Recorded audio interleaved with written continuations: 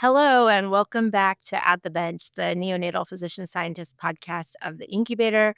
I'm Misty Good, and a neonatologist scientist and the division chief of neonatal perinatal medicine at UNC Chapel Hill. And today I'm interviewing with one of our amazing co hosts, Dr. David McCulley. David, would you like to introduce yourself? Thank you, Misty. Yes, my name is David McCulley. I'm a neonatologist, a physician scientist here at the University of California in San Diego. I am a lung developmental biologist, and I'm very excited today to be able to co-host with you, Misty, and interview Dr. Bernard Thébaud, who has been willing to participate in one of our interviews. I know Dr. Tebow's work because he is an outstanding leader in lung biology. He's also done work related to CDH, which is my personal interest. And we're very excited to have you today, Bernard. Would you mind just giving an introduction about yourself, and then we'll dive into some questions about the work that you're doing and what's inspired you? Yeah, thank you very much for inviting me. I'm equally excited to participate in this session. So I'm a neonatologist at the Children's Hospital of Eastern Ontario. That's in Ottawa, Canada. And I'm also a senior scientist in the regenerative medicine program at the Ottawa Hospital Research Institute. And the focus of our research is on lung development, injury, and repair, and was the goal of developing therapies from the bench to the bedside to improve neonatal outcome. And success of our research, I think, stems now from promising cell therapies and gene therapies for neonatal lung diseases. I think it's the best job there is in the world, being a clinician scientist, and it's a great privilege to do this job. It is really the best job in the world. And could you share with our listeners how you got interested in that and your, career trajectory and your journey in medicine and science? Yeah. So I got into research quite late. I did my medical, my MD program in Strasbourg in France.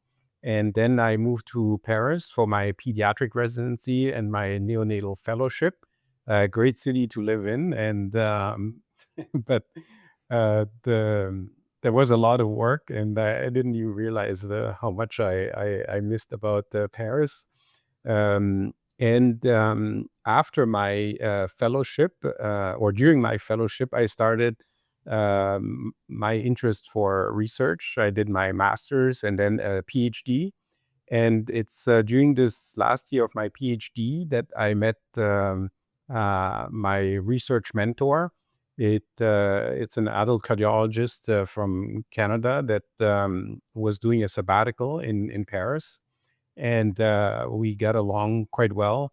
And he invited me to do a postdoc in his institution. And this was something that I had not anticipated at all, doing a postdoctoral fellowship. I think in France, there's no neonatologist that has ever done a postdoc. And it was even for me a surprise that I was doing a full-fledged PhD. But during this PhD, I really discovered my passion for the research, and then doing a postdoc in North America was really exciting, because it would have been the first time that I did research only without doing clinical work in parallel. And that was for me, I think, a critical step to, one, experience North America, and number two, experience a full-fledged research fellowship without distractions. And even though I had an amazing job waiting for me back in Paris, after that postdoc in Edmonton, of all places, I decided to stay in Edmonton, because I understood the concept of protected time for research, and I felt that this concept didn't exist in Europe, and North America was the only place where you could actually do a clinician scientist career and have the protected time to do research. And Edmonton at that time had a great environment to get started for an early career researcher. I had great mentorship from my basic research mentor, Stephen Archer. And I also had support from my department head, Terry Klassen, my clinical division director, Johnny Fanarde. And it was really exciting for me to be in this environment because I had the support and they gave me good advice. For example, I wanted to do 50-50, 50% research, 50% clinical, because, well, I'm a clinician. And I was told very clearly that in order to succeed, I needed to have 75% protected research time. And in retrospect, again, one of the best advices I received, but also the only one that I should have received from my supervisors, because it sets me up for success. And then there were great stipends for early career investigators that helped to get launched. And so it was great to get started in that environment. So I stayed there for 12 years. And then I realized that my research was going more and more into regenerative medicine. And I was missing the environment that was conducive to go the next step, more deeply into the basic science of regenerative medicine, but also doing the clinical translation, which became an absolute priority for me. And so this was really a 2-year process, weighing the pro and cons of moving. And because moving is disruptive, and so one has to be conscious about that and do it for the right reasons. And so this is when I then moved to Ottawa, where there was already a great environment for regenerative medicine. There was a regenerative medicine institute and basic scientists that could teach me about stem cells and regenerative medicine. And so it took me really 3 to 4 years to realize that, okay, this was the right move. All the circumstances were conducive to doing the clinical translation and getting the advice from basic scientists in the stem cell field. And so overall, it was it was the right decision, but it was disruptive. How did you decide that you wanted to go into the, stem cell regenerative medicine fields? What led you to that, initial curiosity? Yeah. So this was a interesting meeting that I attended 1 year into my independent research career. It was a meeting, a Gordon Research Conference. So they have always excellent conferences, small audience, very focused research topic, and a full week immersed into that topic. And it was on wound repair, something that I was completely outside my field so far. And I had to travel all the way from the Canadian West Coast to the US East Coast. It was a full day of travel. And the session started in the evening, and I had started my journey at 4 a.m. in the morning. And I was really a bit tired. And then I sit in this first session, and all I see is fruit fly fruit fly larvae being dissected under the laser, and to inflict some wounds. And I thought, okay, it's okay. And then after the third or fourth lecture, where this was still the go-to model, I thought, okay, what kind of conference did I choose to attend? Hopefully it will get better. And the whole week it was the same thing. And I came home and thought, what a waste of time. And then a week later, I started thinking differently. Like my literature search changed. Their search terms were different, and I said, "Whoa, what's happening here?" And all of a sudden, I realized that something had happened during this meeting, and it guided me into more, what is out there, what is known in wound repair, what is known in regenerative medicine, right?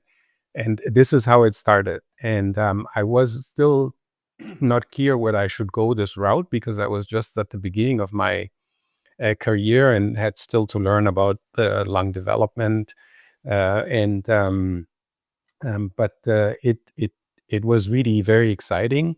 I chatted with my mentor about it, and he said, "Well, you should go for it." And so this is how it happened. And but yeah, it's in the end, this was the best conference I ever attended. Wow. It seems like it changed your whole career trajectory. Yeah, definitely. It's really interesting you've highlighted, like, that is a really good point. One, taking advantage of these really special opportunities. Like, it sounded like moving to Edmonton in the first place was a opportunity that you wouldn't have thought about before, but it sounded like a really great opportunity to work with a mentor who has had a major influence on you, who then had the foresight to say that you needed to have the protected time really to develop your research interest. And then you also highlighted, just taking advantage of an unusual meeting. So it sounds like this was completely outside of, like, what your normal focus was, and we're taught very early on that we need to focus, focus, focus, like, stay really laser focused on this thing that you're working on, and don't dabble, don't wander, because you'll dilute your thinking, you won't be efficient, and you won't make use of the protected time that's so valuable. But really, that opened a whole new line of thinking that it seems like has been the basis for your career, at least recently. So it's hard to know, like, when do you make that kind of decision? Like, I am focused, but I'm also going to learn about this new thing because I think this is going to open a new door. Yeah, I completely agree. It's a challenge, right? And but it also shows you that it's not always black or white, right? I agree with staying focused. I'm sure it will come up later in our discussions. But you have to recognize opportunities and also be ready then for these opportunities, right? People sometimes talk about luck, and luck is required, but luck comes to the prepared, right? And so and this is where it helps to have mentors, because when I approached my mentor with that question, should I go into this direction, I thought he would flat out say, "Bernard, like, you just started out, learn about lung development, and then you can maybe get back to this later." But no, he said, "Actually, if you think that this is of interest or this is promising, you should pursue that." And I was quite surprised. I was happy. But it shows the importance of mentorship, right? Getting advice from people who have already done what you would like to do, and that are also not selfish, but they provide the best information or the best guidance that would be pertinent to you. Yes. Yeah, Very without challenging. self-interest. Yeah. Yes. Yeah, but sometimes they also tell you what you don't want to hear, right? But Yes. It's the it's equally balance. important. Yeah, to be a successful mentor, you have to be able to be honest and be supportive, as you said, but also be helpful. And being helpful sometimes means being critical and helping your mentee learn how to think critically, thinking about what they're doing, how they're using their time, what they could focus on, or what they should try to learn new try to learn some new topics about, or new information about, that's outside of, like, your experience that you're having in your current environment that might, be something that you could really expand on and learn something new? I do think it's important too, like when we're being mentored, but then also as we mentor others, right? Is recognizing that they can't all be just like you, or yes, lung development, maybe your mentor's expertise, but how are you then going to differentiate yourself from your mentor? And I think, certainly when I was early on in my career, I only wanted to study necrotizing enterocolitis and that was it. And like you couldn't like have me study anything else because I was just so passionate about it. But there is that real life scenario that you do have to be able to differentiate yourself from your mentor. And I do think taking these new avenues or additional training or going to somebody else's lab to learn a new technique, whatever it may be, can really change, as you mentioned, like change your whole career trajectory. I think that's what makes our jobs so amazing. Like, because you never know how one conference could change your life or your whole experience or one collaboration, even. Yeah. So here we talked about best conference I ever attended. Now, based on what you just said, I will give you the best advice that I ever got from my mentor.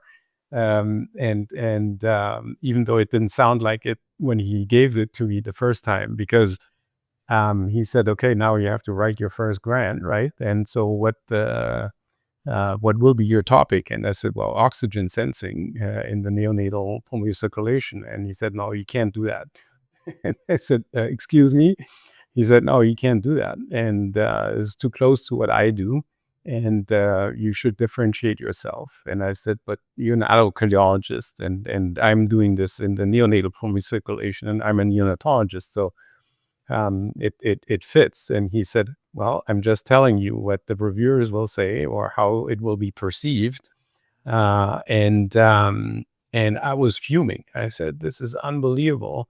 And I just decided to stay in Canada, and now I hear this, right? So I was ready to fly back to Paris, and then my brain kicked in, and I said, "Okay, think about this rationally." And I thought, okay, what's important in neonatology? And BPD, obviously, bronchopulmonary dysplasia, is a big problem. And what do we know about that? And I'm in the vascular biology lab. What do we know about the pulmonary circulation in lung development? And I got really excited about this, right? And so a week later, I come back to my mentor, and I'm telling him about this, and he says, "Wow, yeah, this is really a good idea. You should go into this, right?" And so I wrote my first grant around this, and I think there were 10 back and forth between my mentor and myself. The first copy was completely read, and but boy, did he spend time and energy in reviewing my grant, and he always returned the copy to me within less than 24 hours, signaling to me how important that was, and how fast you should work, right? And uh, and so this was the best advice he ever gave me, because this is how I got into BPD and trying to target an important issue in clinical care and in our patients, right? The ones that we see every day. And yeah, from oh my God, is he really my mentor, to actually best advice he ever gave me. That was important. Yeah. I think sometimes when you get advice that is against what you wanna hear, it is sometimes the best thing for you to hear, but you're not necessarily, at least this happens for me, you're not necessarily receptive for that feedback at the time. And then once you have a little bit of time to reflect, I think then, it can change your perspective. Yeah, it's very hard to have that perspective, I think, because at first it just feels like you worked really hard on this thing. You really want their validation that you're intelligent, thoughtful, and that what you have generated is worthwhile.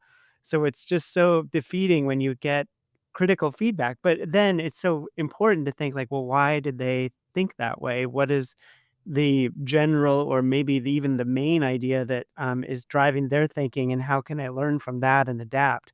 Just because, I mean, as you said, it sounds like your mentoring experience was fantastic and had a huge impact, but what was it that he was trying to say? How can you learn from it and then build iteratively to generate something that's even more successful? And it seems like it's worked out. So that was great advice. Yeah, no, it was excellent and a nice story to tell, very didactic, I find. So I suppose that gets into your work, which I guess we can maybe dive into a little bit more, just focusing on, it seems like you have spent most of your time focusing on pulmonary vascular biology. Like I think of you as a pulmonary vascular developmental biologist who's also a neonatologist. And so because, so many of the infants that we take care of are babies who are born prematurely, it seems natural that BPD is the thing that you would focus on. I know you've done also work related to CDH. I just wondered a little bit, can you talk about how you built your research focus on pulmonary vascular biology? What were the questions you were interested in? And then we can get into the regeneration part, which I think is the main focus of your work. And I think something everybody will be interested to know more about. Yeah. So the original motivation was that, yeah, I was already in a vascular biology group. I was interested in pulmonary vascular tone. With Stephen Archer, we worked on the oxygen sensing of the ductus arteriosus. Very exciting research, and I thought I could develop this further. The path was then focused more on BPD, a important clinical problem, and taking advantage of being in this vascular biology research group environment. It was an opportunity to focus on the pulmonary circulation, lung vascular growth, and that's important for BPD, but also, as you mentioned, congenital diaphragmatic hernia, lung hypoplasia, and how we can treat the severe refractory pulmonary hypertension. And it's the clinical observation that led me obviously in this field, because you want to focus on something that can have put the impact, right? And but there was one encounter in the clinic that really was also research altering. This was 4 year into my independent research career. I was on attending in the NICU, and there was a kid with severe BPD that would maybe not make it, and I had to explain to their parents the situation, and as I'm talking, I'm thinking about the research that we're doing with vascular endothelial factor, and then the mom hits me with the question, but isn't there anything you can do now for my child? And that was like a game changer for me, where I said, yeah, Bernard, how long are we going to have these discussions with those parents, and when will we actually have something that will change their course, right? So when you are in the lab, try to invest your time, your energy into something that you strongly believe will get into the clinic, let's say within 5 to 10 years. And that changed everything. And this happened also in parallel to our interest in regenerative medicine. And this is how then the path went more and more into this type of research, where I truly believe that, yes, we can probably get this into the clinic in 5 to 10 years. At that time, I thought 5. Now, obviously, I know better. It's definitely a major challenge. I mean, you highlighted, I think, a common story. Like we all have a similar experience where, in talking with a family who have a baby who has a very severe disease, and being compelled to take the research that we are invested in learning about and trying to say, like, okay, how is this really, really applicable? How can I help this baby or help a next baby that comes after them very soon, like how can I have more of an impact? I mean, I think the first thing is that's important for people to hear is that the same story can compel you to develop a research interest. So, like, we have these stories of taking care of babies, and we are compelled to take care of very sick babies. And like for me, it was taking care of babies that had diaphragmatic hernia, and I really wanted to know more about how can I study that disease using what I have learned previously, using genetic models and things like that. So just you can build a research interest being compelled by the same type of conversation. But then as a researcher, it's great to have that conversation again later because then it tells you like, okay, now to make this really relevant, like how do I get this translated to a patient as soon as possible? Or what am I really trying to say, and how does that impact, like, the clinical thinking about this disease? I think just hearing that story from people is really helpful to, know how it compels their research interest, but also, like, how do you translate it back to new therapies? So, great to hear from you as well. And it was several things that happened at the same time. I also had to renew my first research grant I Oh, had, and wow. and and as I was writing it, I was somehow a little bit dissatisfied, and I couldn't understand why that was. But I realized, okay, I'm just doing a variation on a theme, and I take a new growth factor and I do exactly what I had done before. And this was somehow unsatisfying. And I thought, okay, is this what you're going to do? And then coming back to that discussion with those parents, do I really believe that this is going to change clinical outcome? And so this was a tough question to ask, because you basically have to admit that, okay, maybe I'm not doing the right thing, or maybe I'm not completely honest with myself, right? And so, but asking the right question is already an excellent start. And then and I was lucky that I had already uh, discovered a second research interest in regenerative medicine, and that was the one that we then pursued because of the promise. Yeah, no, that's awesome to have a new discovery and then a whole new line of investigation.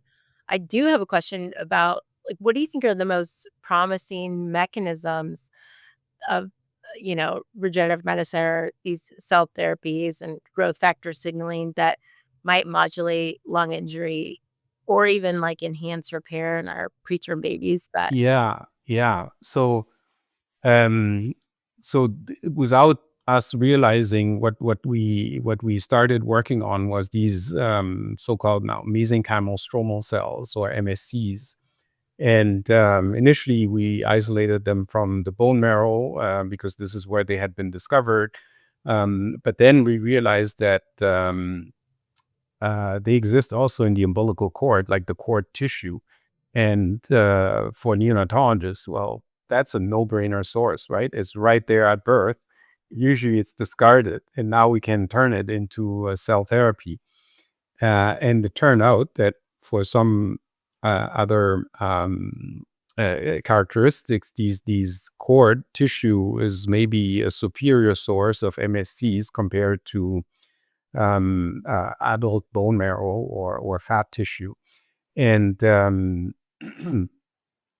these cells, when we injected them into our rodent animal models, we were surprised how immediately we could see the therapeutic benefit on lung structure and function.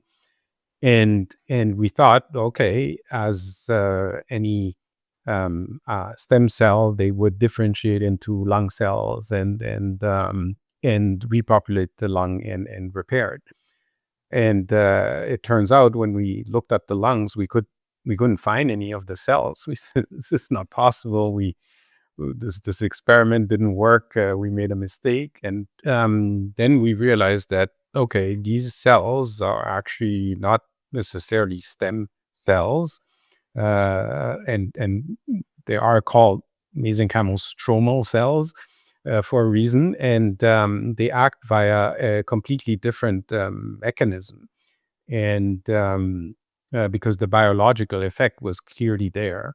And in other literature, in the heart or the brain, people had already described this potential paracrine effect, where these cells may not differentiate and engraft, but rather coordinate the repair response by either cell-to-cell contact or releasing various growth factors that would orchestrate the lung repair. And this, I have a yeah, question, because when you said inject, like, are you IP injecting or IV injecting or intratracheal? yeah. You know, So we injected the cells either intratracheally or intravascularly. okay.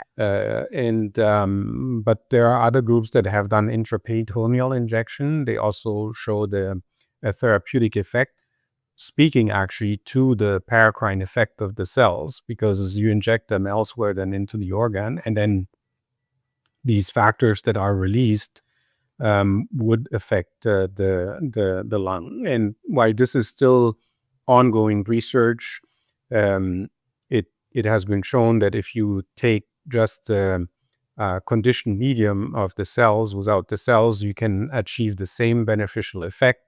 And when you look into the conditioned media, you can find these so-called extracellular vesicles or exosomes. And these extracellular vesicles seem to um, uh, mediate the therapeutic effect of these cells. So it's possible to do cell therapy without the cells. And that's also an ongoing investigation, um, uh, whether you need the cells or whether you can just inject what they produce. But yeah, these were exciting findings. It's still at the very beginning, but clinical trials have started. So there are early phase clinical trials that are exploring safety and more and more efficacy of this type of cell therapy. Bernard, can I ask you, just because you have mainly focused on the stromal cells, and I'm really interested to hear like how you came to like think that the cord would be a good source of them, but just to learn a little bit more about what inspired you to begin this work. Like you mentioned brain injury models and heart injury models that were focused on the same idea. Can you talk just a little bit about like where were the other sources that you were thinking about for regeneration in lung development? Was it heart injury, or what was it that was sort of a motivator? Oh, I hadn't even looked at the heart field or the brain field. I was really focused on the lung, and it was again some 2 weeks after this conference that I attended that I was in the shower, and all of a sudden I have this epiphany and say, "What if we inject cells in the lungs? What would happen?" Right? And so I looked into, again, the literature of bone marrow derived cells, and I said, yeah, we can do this, right? And so we took bone marrow from rats, flushed them, isolated the cells, and injected them. And again, the result was immediate. The first experiment worked fine. And and it's only after we labeled the cells, injected them into the lungs, and then saw no green fluorescence, that I said, "What is happening? This is bizarre." And then I went into the literature and looked at, okay, do we know something about these cells and how they act? And then I realized, yeah, in the heart, they had done exactly the same experiments. They didn't find any cells, and then in the brain as well. And usually the brain literature and heart literature are always a step ahead of the lung. And so that was also a realization at that time. And it was quite enlightening to see that, okay, there are other fields that you should pay attention to. And And very clearly, the notion of paracrine effect had been described. And then we cultured these cells and took the supernatant and did the same experiment. And it had the same therapeutic effect. That was really exciting. But from the big disappointment of finding no green cells in the lung to actually, this is an opportunity. Yes. A twofold. One, the cells don't engraft, so that's maybe a safety feature. Right. And number two, they may act through a different mechanism that we can capitalize on to devise another therapeutic target, right? And so this was quite exciting. And that's another great just example of how something that you didn't anticipate, like your hypothesis was incorrect. And many of us would just be terrified and hide from it and not know how to confront it. But thinking about it really critically taught you something completely new and was really important for this whole field. So it's just another really good example of just how you have to follow the data, like follow the data, follow the data. It's always teaching you things that you didn't anticipate, and you'll learn something new if you are just open to, the possibility that what you were thinking might not be correct, and you can learn something entirely new. So that is awesome. Yeah, that's what my mentor said at that time. He said, listen to the results. Yes. It's really true. You have to listen to the results, but then also when something doesn't work, right? And you're like, I think we get so used in science to pivoting, like, okay, well, that hypothesis didn't work, let's pivot.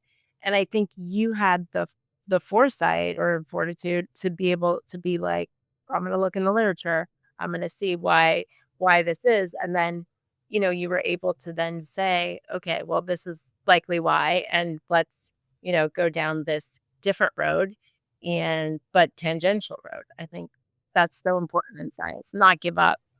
Yeah. It also shows you can benefit from research of others, right? So it's an ecosystem, right? And everyone benefits from someone else's work and can build on it, right? And that makes it so rich and exciting. So again, kudos to those who created PubMed and now bioarchives, etc. Can I ask you, just because it's really interesting that getting bone marrow derived cells is challenging. How did you think of, or where did the idea come from of trying to get them from the cord? I'm just curious about that. Yeah, there was one paper then that suggested that these MSCs exist in every tissue, and then I looked at the umbilical cord. I think was mentioned, and then I looked more specifically into that literature, and I thought, but this is perfect, right? Because as a neonatologist, it's again, as I said before, it's a no-brainer to use this tissue and make a therapy out of it rather than take adult bone marrow to inject into babies, right? Why would you use an old cell and put it into into a young organism? And then there were actually there was another experiment that had just been published. Um, Looking at an old environment, the young environment, and it was parabiosis experiment where they put together the circulation of young and old animals, and they showed clearly that the ones that had the highest regeneration capacity was the two young animals put together, suggesting that environment and age of the cells are important. And so here there was exactly it. You had a young organism, babies, and you had a young tissue source of cells, umbilical cord, and you can get actually way more way more MSCs out of a umbilical cord than out of a sample of adult bone marrow. They proliferate more, and you can have them at a lower population doubling. So that's an advantage. That's so awesome. And I think, as you're changing the field from literally going from the bench to the bedside and back, in terms of mechanism, I wonder if you could share with us what your thoughts are for the next 5 to 10 years and the fields of neonatal lung regenerative medicine. And then also just thinking about the different milestones from a scientific perspective, clinical perspective, and, all the BPD phenotypes that we see, but even a regulatory perspective of getting these cell therapies, as you have been successfully able to do, um, into the clinical space. Yeah, I think these are exciting times, but we also have to realize that we're really, really at the beginning, right?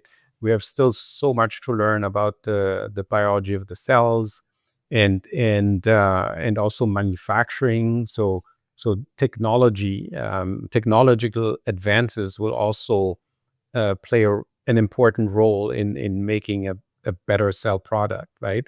But the safety of the cells allows us, I think, to embark now into the early phase clinical trials, safety of the cells, but also the preclinical biological plausibility. So there have been mostly phase 1 trials with either IV or intratracheal mesenchymal stromal cells. And there has been suggesting safety, and there's been one phase 2 trial published so far that didn't show an effect, but an effect in terms of the primary endpoint was reduction of BPD or death.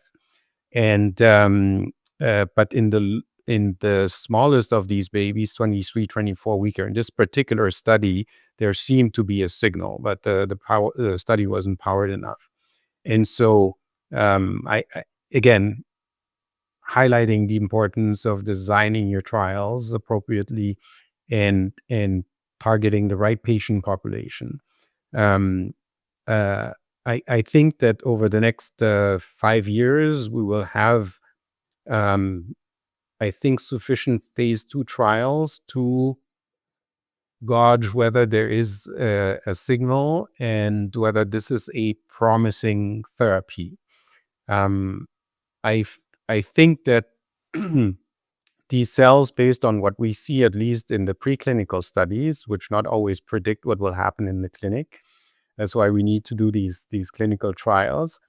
My hope is that these cells can have a similar effect as postnatal steroids without the adverse events of these of steroids. And on the contrary, I hope that these cells, besides being lung protective, will also be neuroprotective and lead to overall improved outcome in our preterm infants. And there will be still lots of adjustments. And I think the best example to understand that is surfactant, because surfactant clearly was a breakthrough in neonatology. And even though it has such a clear therapeutic benefit, and we use it now for the past 30 years, we're still fine-tuning it, right? Lisa or Mist, right, is a great example. And now you can imagine how long it could take still for cell therapy, which is relatively disruptive and completely new, how long it may take until we really understand how do they work first and how do they work. And there will be lots of improvements also coming from the bench, better understanding the biology of the cells, and then you have to manufacture them. In manufacturing, there are so many ways of doing this, right? And implementing new things that will also be critical, because the way you make the cells will affect the efficacy of the cells. That's a really good point. And so insightful. And it really gives us a lot of hope for the future for lung therapies. It really does. Yeah. I mean, there's so many things to ask, the timing, like all those things, like when should the treatment be given and so many things. But the patients are very heterogeneous, the cells are very heterogeneous. I think your work recently is really focused on trying to fine tune, like, what are the ideal cells to give, because it seems like there's some that are potentially pathogenic or at least not beneficial, and there are other cells that are maybe sort of a more progenitor-like cell, which you've shown seem to be more beneficial. Is that where you're focused on now, or what do you Yeah. think? Yes, absolutely. So, besides the classical questions about when to give the cells, how to give them, should we give them IV or intratracheal? Unfortunately, we can't answer that question in rodents, right? Because they're too small organisms to be able to show a difference between these two routes of administrations. And so this may have to come through clinical trials, depending on how this unfolds, right? But then there's this other challenge is about the cell product. How do we know we have the ideal cell product? What is a good therapeutic cell? And and we use the single cell RNA-seq, a very powerful technique, and could show the cell heterogeneity and that there are cells that seem to have a superior therapeutic benefit if we can somehow turn this into a clinically relevant method um, to isolate those cells or identify the cells. Then that would be a game changer. Identifying potency assays, for example, so an in vitro assay that could predict how the cells will act in vivo, that would also be a game changer. And uh, yeah, and because there are these two fields that intersect, is the one, the biology, but also the manufacturing, the bioengineering. I think we will see some exponential improvements over time, and I hope that we will find an a close to ideal cell therapy. If I can use another analogy, because manufacturing is so important, and I have shown this several times before. When we think about cell phones, and the very first cell phone that was developed, that Michael Douglas was showing off in Central Park in the movie called Wall Street. So this was a big, heavy phone that was doing one thing, doing a phone call. That was 1983. The first iPhone came out in 2007. So you see, over 20 years to develop from the brick to the smartphone. And this is just technology. Here we're talking about biotechnology, right? So identifying the cell that we are working with today, they are more similar to the brick. And we still have at least 20 years to go to make a smart cell. I love that. I love that analogy. It's so great. But I think, we have so many early career investigators that listen and, are trying to soak up all of, this mentorship and knowledge that you're providing them. What advice would you give to them that are, thinking about a career? Because I think when you're first starting out, it's a little bit daunting to say, okay, well, we may not see the fruit of this for 20 years, or we may not be able to get to the clinic in 20 years. Like, how do we help build their resilience to keep going? And I know for us, it's like, obviously do something that you're really excited about, but what advice would you share with them? Yeah, you gave already lots of like cues, the like to follow the passion, right? But this is actually important because you mentioned also resilience, which is also an important guarantee for success, perseverance, right? That you can only like muster if you have the passion, right? Because you don't even realize how resilient, how perseverant you are, because if you are so passionate about it, right? You just plow through the difficulties and overcome these obstacles. You don't realize you're working because you're following your passion, right? So this is the exciting part.